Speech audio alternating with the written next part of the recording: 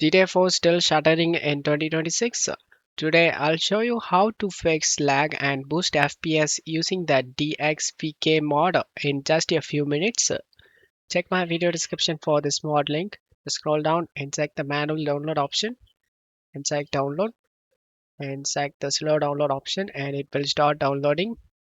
And check my video description for this next link. Just scroll down. Under assets, select this offline installer.exe. Once this both installed done, select the Fusion Fix.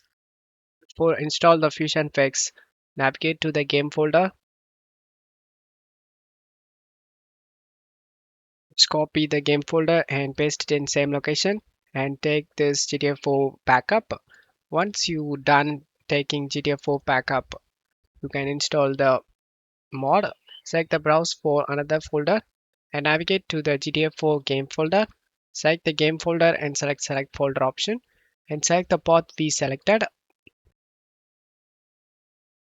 Once this installation done, just close stuff here and now select this folder icon, right click on the mod we downloaded and select WinRAR and select open with WinRAR. Just close stuff here, right click on the game on the desktop and select open file location. Drag and drop these two files inside of a game folder, replace the file in the destination. And now you can launch the game. Once you are in game, press the escape key and go to graphics. Graphics API, set this to Vulkan and change the graphics settings as you like.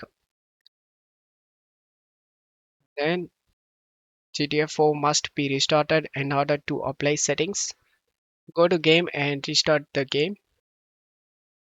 dxvk is now active if a game is running on Vulkan instead of DirectX 9.